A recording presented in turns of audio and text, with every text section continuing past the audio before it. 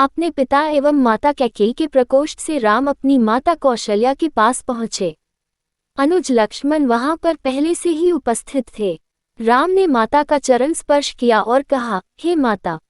माता कैकेयी के द्वारा 2 वर मांगने पर पिताजी ने भाई भरत को अयोध्या का राज्य और मुझे 14 वर्ष का वनवास दिया है। अतः मैं वन के लिए प्रस्थान कर रहा हूँ। विदा होने के पूर्व आप मुझे आशीर्वाद दीजिए। राम द्वारा कहे गए इन हृदय विदारक वचनों को सुनकर कौशल्या मूर्छित हो गईं। राम ने उनका यथोचित उपचार किया और मूर्छा भंग होने पर वे विलाप करने लगी। उनका विलाप सुनकर लक्ष्मण बोले, माता, भैया राम तो सद्गुरुजनों का सम्मान तथा उनकी आज्ञा का पालन करते हैं। मैं समझ नहीं पा रहा हूं कि मेरे देवता तुल्य भाई को किस अपराध में ये दंड दिया गया है। ऐसा प्रतीत होता है कि वृद्धावस्था ने पिताजी की बुद्धि को भ्रष्ट कर दिया है। उचित यही है कि बड़े भैया उनकी इस अनुचित आज्ञा का पालन न करें और निष्कंटक राज्य करें। भैया राम के विरुद्ध सिर उठाने वालों को मैं तत्काल कुचल दूंगा। राम का अपराध क्या है? उनकी नम्रता और सहनशीलता। मैं प्रतिज्ञा करता हूँ कि यदि राम के राजा बनने में भरत या उनके पक्षपाती कंटक बनेंगे तो मैं उन्हें उसी क्षण यमलोक भेज दूंगा। मैं भी उसी प्रकार आपके दुखों को दूर कर दूंगा जिस प्रकार से सूर्य अंधकार को मिटा देता है। लक्ष्मण के शब्दों से माता कौशल्या को ढांढ धस मिला और उन्होंने कहा, पुत्र राम, तुम्हारे छोटे भाई लक्ष्मण का कथन सत्य है। तुम मुझे इस प्रकार बिलखता छोड़कर वन के लिए प्रस्थान नहीं कर सकते। यदि पिता की आज्ञा का पालन करना तुम्हारा धर्म है तो माता की आज्ञा का पालन करना भी तुम्हारा धर्म ही है। मैं तुम्हें आज्ञा देती हूँ कि अयोध्या में रहकर मेरी सेवा करो। इस पर माता को धैर्य बंधाते हुए राम बोले, माता, आप इतनी दुर्बल कैसे हो गईं?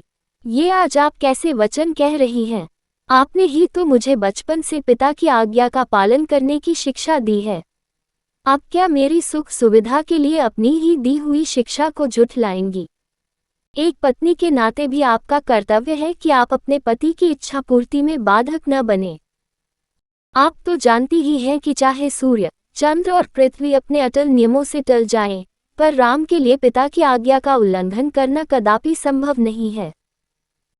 मैं आपसे निवेदन करता हूं कि आप प्रसन्न होकर मुझे वन जाने की आज्ञा प्रदान करें ताकि मुझे ये संतोष रहे कि मैंने माता और पिता दोनों ही की आज्ञा का पालन किया है।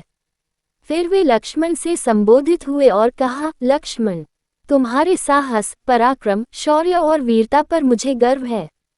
मैं जानता हूं कि तुम मुझसे अत्यंत स्नेह करते हो, किंतु हे सौमित्र, धर्म का स्थान सबसे ऊपर है।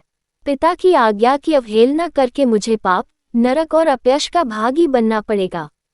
इसलिए हे भाई, तुम क्रोध और क्षोभ का परित्याग करो और मेरे वन गमन में बाधक मत बनो।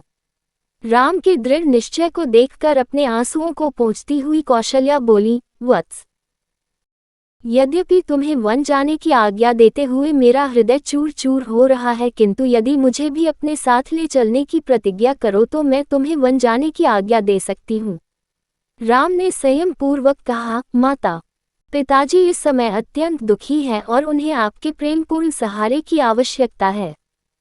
ऐसे समय में यदि आप भी उन्हें छोड़कर चली जाएंगी तो उनकी मृत्यु में किसी प्रकार का संदेह नहीं रह जाएगा। मेरी आपसे प्रार्थना है कि उन्हें मृत्यु के मुख में छोड़कर आप पाप का भागी न बने। उनके जीवित रहते तक उनकी सेवा करना आपका पावन कर्तव्य है।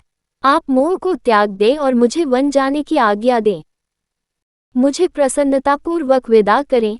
मैं वचन देता हूँ कि 14 वर्ष की अवधि बीतते ही मैं लौटकर आपके दर्शन करूँगा। धर्मपरायण राम के युक्त वचनों को सुनकर अश्रुपूरित माता कौशल्या ने कहा, अच्छा वत्स, मैं तुम्हें वनगमन की आज्ञा प्रदान करती हूँ। परमात्मा तुम्हारे वनगमन को मंगलमय करें।